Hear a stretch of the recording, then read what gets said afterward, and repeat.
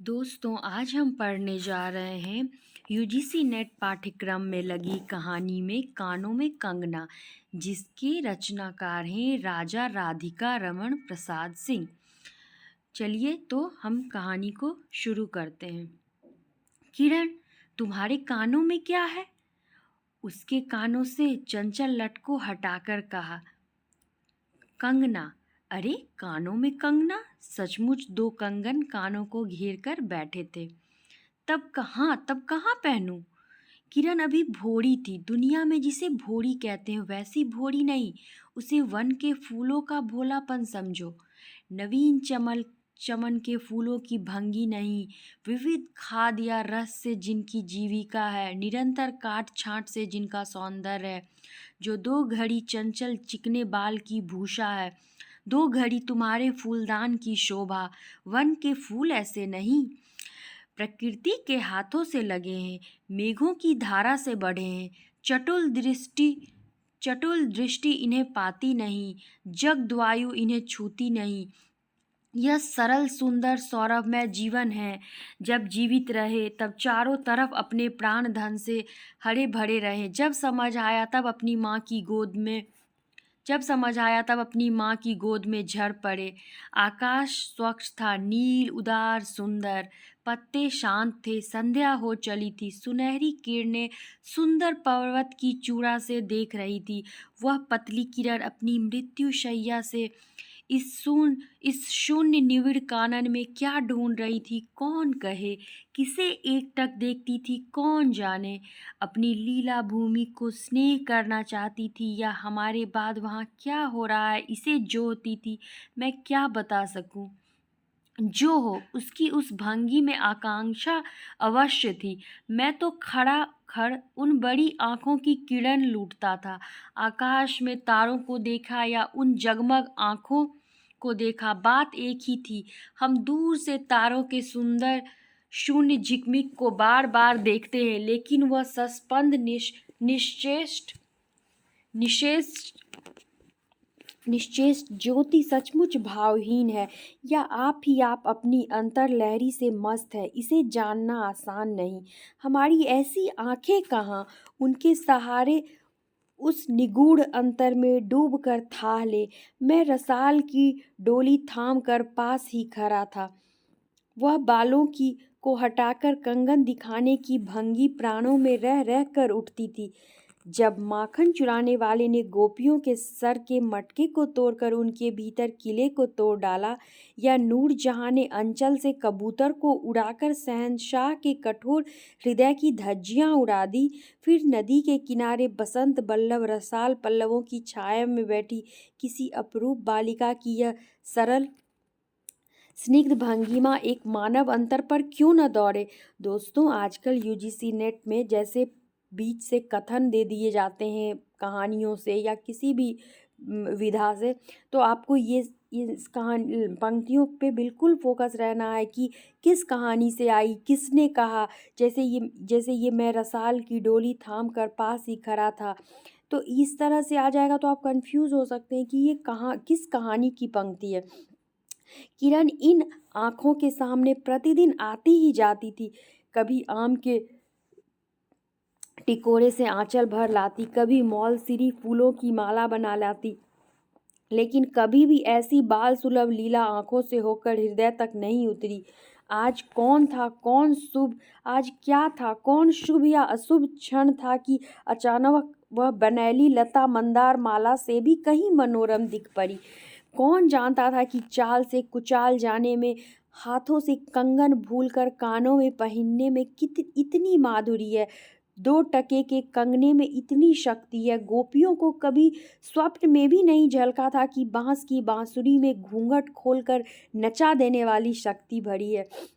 मैंने चटपट उसके कानों से कंगन उतार लिया, फिर धीरे धीरे उसकी उंगलियों पर चढ़ाने लगा। न जाने उस घड़ी कैसी खलबली थी, मुंह से अचानक निकल आया, किरण, आज की यह घटना मुझे मरते दम तक ना भूलेगी।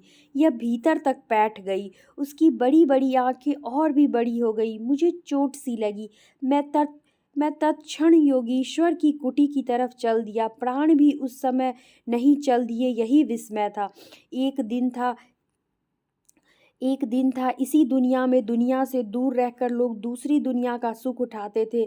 हरिचंदन के पल्लवों की छाया भूलोक पर कहाँ मिले, लेकिन किसी समय हमारे यहाँ भी ऐसे वन थे जिनके वृक्षों के साए में घड़ी निवारने के लिए स्वर्ग से देवता भी उतर आते थे। जिस पंचवटी का अनंत यौवन देखकर राम की आंखें भी खिल उठी थी, वहाँ के निवासियों ने कभी अमरतरु के फूलों की माला नहीं चाही, मंदाकिनी के छींटों की शीतलता नहीं ढूंढी, नंदोपवन का सानी कभी वन भी था। कल्प वृक्ष की छाया में शांति अवश्य है, लेकिन कदम की छहियाँ कहाँ मिल सकती। हमारी तुम्हारी आंखों ने कभी नंदनोत्सव की लीला नहीं देखी, लेकिन इसी भूतल पर एक दिन ऐसा उत्सव हो चुका है जिसको देख देख कर प्रकृति और रजनी 6 महीने तक ठगी रही। शत शत देवांगनाओं ने पारिजात के फूलों की वर्षा से नंदन कानन को उजाड़ डाला। समय ने सब कुछ पलट दिया। अब ऐसे वन नहीं जहाँ कृष्ण गोलोक से उतरकर 2 घड़ी वंशी की टेर दे। ऐसी कुटीर नहीं जिनके दर्शन से रामचंद्र का भी अंतर प्रसन्न हो।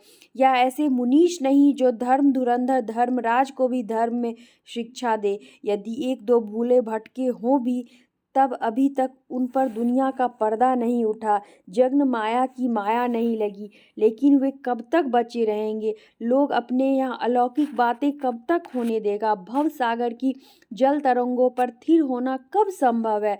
ऋषिकेश के पास एक सुंदर वन है। सुंदर नहीं, अपरूप सुंदर है। वह प्रमोद वन के विलास निकुंजों जैसा सुंदर नहीं, वरंच चित्रकूट या पंचवटी की महिमा से मंडित है। वहाँ चिकनी चांदनी में बैठकर कनक घुंघरू की इच्छा नहीं होती, वरन प्राणों में एक ऐसी आवेश धारा उठती है जो कभी अनंत साधना के कूल पर पहुंचाती है, कभी जीव जगत के एक एक तत्व से दौड़ मिलती है। गंगा की अनंत गरिमा, वन की निविड़ योग निद्रा वहाँ वहीं देख पड़ेगी। कौन कहे वहाँ जाकर यह चंचल चित्त क्या चाहता है, गंभीर अलौकिक आनंद या शांत सुंदर मरण। इसी वन में एक कुटी बनाकर योगीश्वर रहते थे। योगीश्वर योगीश्वर ही थे, यद्यपि वह भूतल ही पर रहते थे, तथापि उन्हें इस लोक का जीव कहना यथार्थ नहीं था।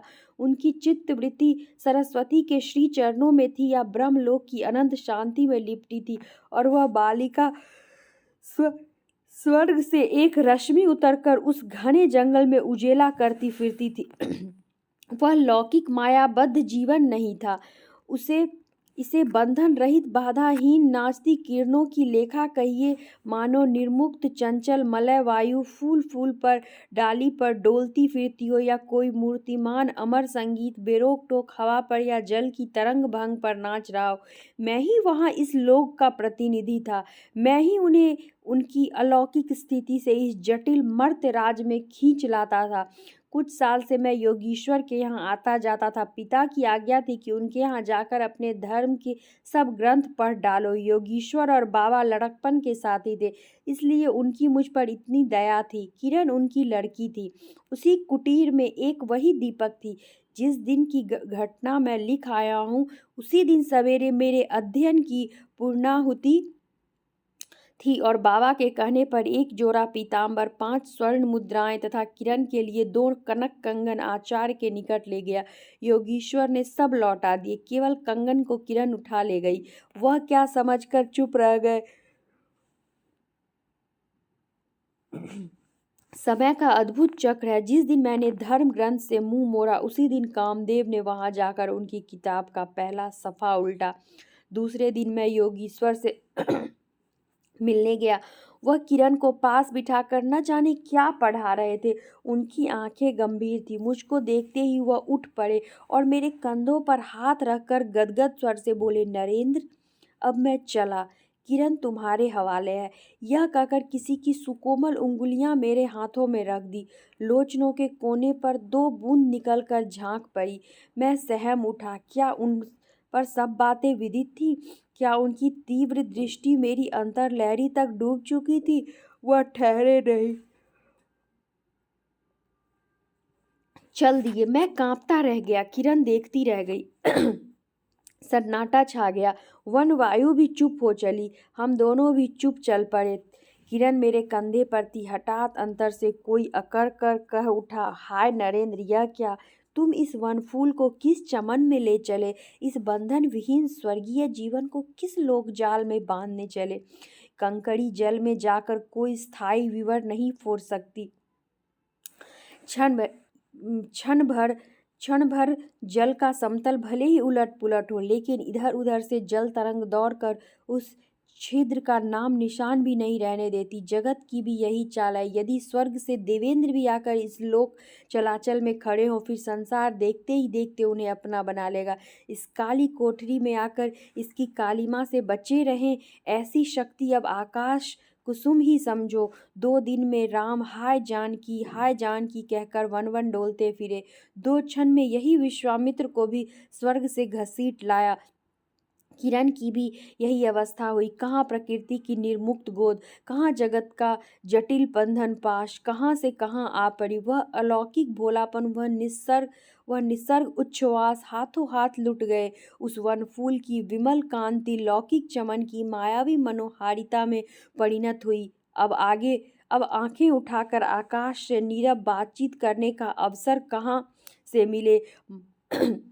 मलय वायु से मिलकर मलयाचल के फूलों की पूछताछ क्यों कर हो? जब किशोरी नए सांच में ढलकर उतरी, उसे पहचानना भी कठिन था। वह अब लाल चोली, हरी साड़ी पहनकर, सर पर सिंदूर रेखा सजती और हाथों के कंगन, कानों की बाली, गले की कंठी तथा कमर की करधनी दिन दिन उसके चित्त को नचाए मारती थी। जब कभी वह सज धज कर चांदनी में कोठे पर उठती और वसंत वायु उसके आंचल से मोतिया की लपट लाकर मेरे बरामदे में भर देता, फिर किसी मतवाली माधुरी या तीव्र मदिरा के नशे में मेरा मस्तिष्क घूम जाता और मैं चटपट अपना प्रेम चित्कार फूलदार रंगीन चिट्ठी में भरकर जूही के हाथ ऊपर भिजवाता या बाजार से दौड़कर कटकी गहने व विलायती चूड़ी खरीद लाता। लेकिन जो हो, अब भी कभी कभी उसके प्रफुल्ल वदन पर उस आलोक की छटा पूर्व जन्म की सुख स्मृतिवित चली आती थी और आंखें उसी जीवंत सुंदर झिकमिक का नाच दिखाती थी। जब अंतर प्रसन्न था, फिर बाहरी चेष्टा पर प्रतिबिंब क्यों न पड़े। यूं ही 1 साल 2 साल मुरादाबाद में कट गए। एक दिन मोहन के यहाँ नाच देखने गया। वहीं किन्नरी से आंखें मिली क्या लीन हो गई। नवीन यौवन, कोकिल कंठा, चतुर चंचल चेष्टा तथा मायावी चमक, अब चित्त को चलाने के लिए और क्या चाहिए। किन्नरी सचमुच किन्नरी ही थी, नाचने वाली नहीं, नचाने वाली थी। पहली बार देखकर उसे इस लोक की सुंदरी समझना दुस्तर था। एक लपट जो लगता किसी नशा से चढ़ जाती। यारों ने मुझे और भी चढ़ा दिया। आंखें मिलती मिलती मिल गई।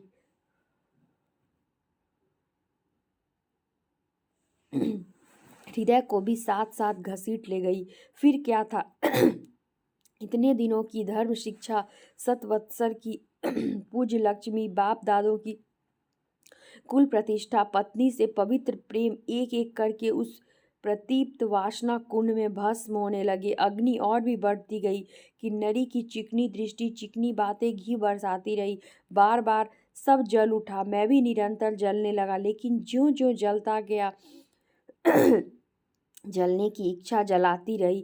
5 महीने कट गए, नशा उतरा नहीं। बनारसी साड़ी, पारसी जैकेट, मोती का हार, कटकी, कर्णफूल, सब कुछ लाकर उस मायाकारी के अलग तक रंजित चरणों पर रखे। किरण हेमंत की मालती बनी थी, जिस पर एक फूल नहीं, एक पल्लव नहीं। घर की वधू क्या करती? जो अनंत सूत्र से बंधा था, जो अनंत जीवन का संगी था, वही हाथों हाथ पराये के हाथ बिक गया। फिर ये तो 2 दिन के चकमकी खिलौने थे, इन्हें शरीर बदलते क्या देर लगे। दिन भर बहानों की माला गूंथ गूंथ किरण के गले में और शाम को मोती की माला उस नाचने वाली के गले में सशंक निर्लज्ज डाल देना, यही मेरा जीवन निर्वाह था। एक दिन सारी बातें खुल गई। किरण पछाड़ खाकर भूमि पर जा पड़ी। उसकी आंखों में आंसू न थे, मेरी आंखों में दया न थी। बरसात की रात थी, रिमझिम बूंदों की झड़ी थी। चांदनी मेघों से आंख मुदौवल खेल रही थी। बिजली काले कपाट से बार बार झांकती थी, किसे चंचला देखती थी, बादल किस मरोड़ से रह रह कर चिल्लाते थे। इन्हें सोचने का मुझे अवसर नहीं था। मैं तो किन्नरी के दरवाजे से हताश लौटा था। आंखों के ऊपर न चांदनी थी न बदली थी। त्रिशंकु ने स्वर्ग को जाते जाते बीच में ही टंग कर किस दुख को उठाया, और मैं तो अपने स्वर्ग के दरवाजे पर सर रखकर निराश लौटा था। मेरी वेदना क्यों न बड़ी हो। हाय, मेरी अंगुलियों में एक अंगूठी भी रहती तो उसे नजर कर उसके चरणों पर लौटता। घर आते ही जूही को पुकार उठा, जूही, किरण के पास कुछ भी बचा हो तब फौरन जाकर मांग ला। ऊपर से कोई आवाज नहीं आई, केवल सर के ऊपर से एक काला बादल कालांतर चित्कार के चिल्ला उठा। मेरा मस्तिष्क घूम गया। मैं तत्क्षण कोठे पर दौड़ा, सब संदूक झांके, जो कुछ मिला सब तोड़ डाला, लेकिन मिला कुछ भी नहीं। अलमारी में केवल मकड़े का जाल था। श्रृंगार बक्स में एक छिपकली बैठी थी। उसी दम किरण पर झपटा, पास जाते ही सहम गया। वह एक तकिए के सहारे निस्सहाय निस्पंद लेटी थी। केवल चांद ने खिड़की से होकर उसे गोद में ले रखा था, और वायु उस शरीर पर जल से भिगोया पंखा जल रही थी। मुख पर एक अपरूप छटा थी। कौन कहे कि कहीं जीवन की शेष रश्मि क्षण भर वहीं अटकी हो। आंखों में एक जीवन ज्योति थी। शायद प्राण शरीर से निकलकर किसी आश्रय से वहां बैठ रहा था। मैं फिर पुकार उठा, किरण, किरण, तुम्हारे पास कोई गहना भी रहा है? हाँ, छीन कंठ की काकली थी। कहाँ है, अभी देखने दो। उसने धीरे से घूंघट सरकाकर कहा, वही कानों में कंगना। सर तकिए से ढल पड़ा, आंखें भी झिप गई। वह जीवंत रेखा कहाँ चली गई? क्या इतने ही के लिए अब तक ठहरी थी? आंखें मुख पर जा पड़ी। वही कंगन थे, वैसे ही कानों को घेर कर बैठे थे। मेरी स्मृति तड़ित वेग से नाच उठी। दुष्यंत ने अंगूठी पहचान ली। भूली शकुंतला उस पर याद आ गई। लेकिन दुष्यंत सौभाग्यशाली थे, चक्रवर्ती राजा थे। अब प्राण प्रिया को आकाश पाताल छान कर अपनी प्राण प्रिया को ढूंढ निकाला। मेरी किरण तो इस भूतल पर ना थी। किसी तरह प्राण देकर भी पता पाता, परलोक से ढूंढ निकालूं, ऐसी शक्ति इस दीनहीन मानव में कहाँ? चढ़ा नशा उतर पड़ा, सारी बातें सूझ गई। आंखों पर की पट्टी खुल पड़ी, लेकिन हाय, खुली भी तो उसी समय जब जीवन में केवल अंधकार ही रह गया।